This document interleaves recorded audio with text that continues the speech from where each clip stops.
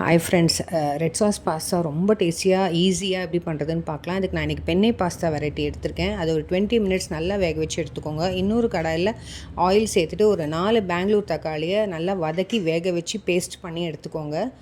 இன்னொரு கடாயில் oil butter போட்டுட்டு பூண்டு நல்லா போட்டு பொடியாக கட் பண்ண பூண்டை வதக்கிட்டு பாஸ்தா சீசனிங் நான் இன்றைக்கி ஒரு 3/4 ஸ்பூன் ஆட் பண்ணியிருக்கேன். அது இல்லைனா நீங்கள் ஆரிகானோ கூட ஆட் பண்ணிக்கலாம்.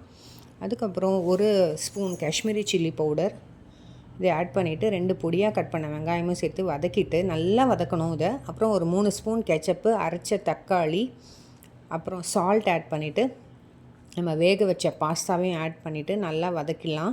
இந்த மாதிரி ரெட் கலராக உங்களுக்கு வேண்டாம்னா நீங்கள் க்ரீம் ஒரு 1/2 டம்ளர் க்ரீம் சேர்த்திங்கன்னா, ஃப்ரெஷ் க்ரீம் சேர்த்தா பிங்க் சாஸ் தான் கிடைக்கும்.